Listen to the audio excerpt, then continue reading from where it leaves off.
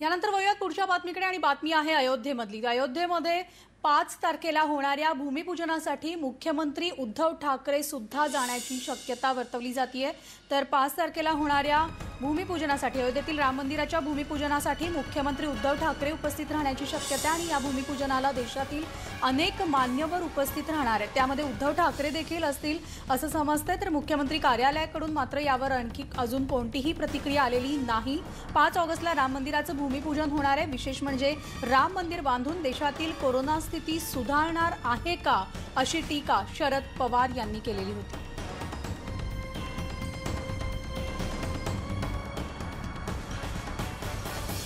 दरम्यान अयोध्येला जाण्यासाठी आम्हाला आमंत्रणाची गरज नाही असं वक्तव्य सेनेचे खासदार संजय राऊत यांनी केलंय। राम मंदिर हा आमच्यासाठी राजकारणाचा विषय नाही असंही राऊत म्हणाले। दरम्यान राजकारणासाठी आम्ही अयोध्येला जात नसल्याचं सुद्धा राऊत यांनी म्हटलंय। पाहूयात संजय राऊत नेमकं काय म्हणाले। उद्धव ठाकरे अयोध्येला नेहमीच जातात। ते जेव्हा मुख्यमंत्री नव्हते तेव्हाही गेले, मुख्यमंत्री झाले तेव्हाही गेले। अयोध्या आणि शिवसेनेचं एक नातं आहे। ते नातं काय माहिती आहे का? राजकीय नातं नाही। राजकारणासाठी आम्ही अयोध्येत जात नाही आणि गेलो नाही। किंबहुना राम मंदिराचा रस्ता जो आहे हा रस्ता शिवसेनेने तयार केला। त्या मंदिरामध्ये येणारे जे मुख्य अडथळे होते राम जन्मभूमीवरचे, ते अडथळे शिवसेनेने दूर केले। ते राजकारण म्हणून नाही, श्रद्धा आणि हिंदुत्व या भावनेतून शिवसैनिकांनी बलिदान केलं आणि ते नातं आमचं कायम राहिलं। की आत्ताच कुठे ती तारीख जाहीर झालं असं मी आपल्या माध्यमातून समजलं। आता राम जन्मभूमी न्यास आहे, त्यांच्या ताब्यात ती वास्तू आहे। त्याने आधी आमंत्रण प्रधानमंत्र्यांना दिलेलं आहे। या निमित्तानं प्रधानमंत्री अयोध्येत जातील। आम्ही तर नेहमीच जातो। त्यांचं निमंत्रणाचा काय विषय आहे, किती लोक बोलवणार आहेत, सोशल डिस्टन्सिंगचं काय आहे, राजकीय आता हे राजकीय सोशल डिस्टन्सिंग किती पाळतात ते बघावं लागेल ना। ठीक आहे।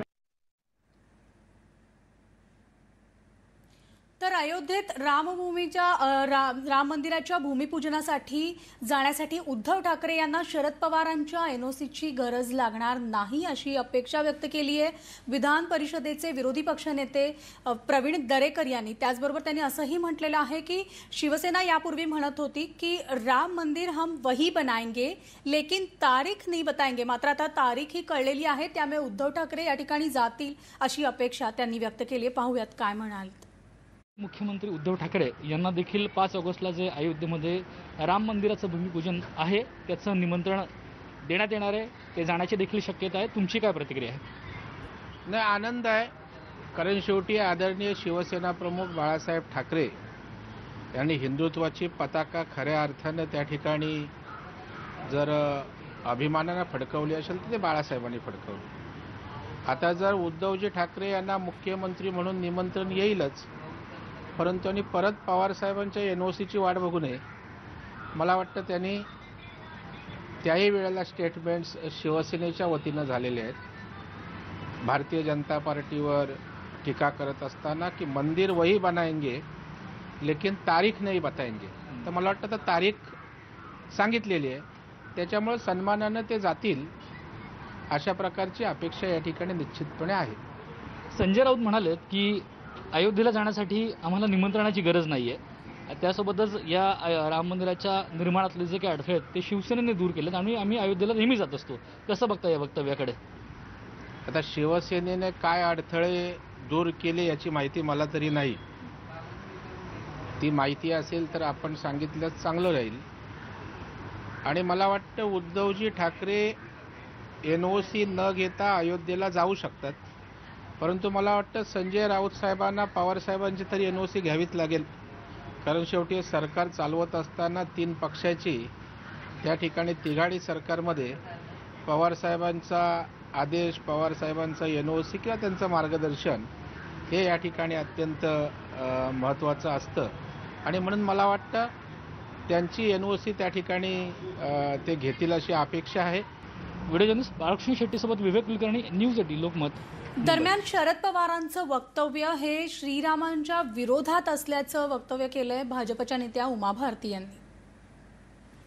2 घंटे के लिए प्रधानमंत्री वहाँ पहुँच जाएंगे, इतना ही हो रहा है ना बस, तो उसमें ऐसी कौन सी अर्थव्यवस्था बिगड़ जाएगी। प्रधानमंत्री वो व्यक्ति हैं जो 4 घंटे से ज़्यादा नहीं सोते, 24 घंटे काम करते हैं, आज तक उनने कभी छुट्टी नहीं ली है, उसमें से 2 घंटे वो निकालेंगे और हवाई जहाज़ में भी फाइल वर्क करते हुए जाएंगे, मुझे उनका स्वभाव मालूम है, और आते हुए भी फाइल वर्क करेंगे। 2 घंटे भगवान राम के नाम पे दे देंगे। मैं मानती हूँ कि शरद पवार का ये बयान रामद्रोही है, मोदी जी के खिलाफ नहीं है, भगवान राम के खिलाफ है।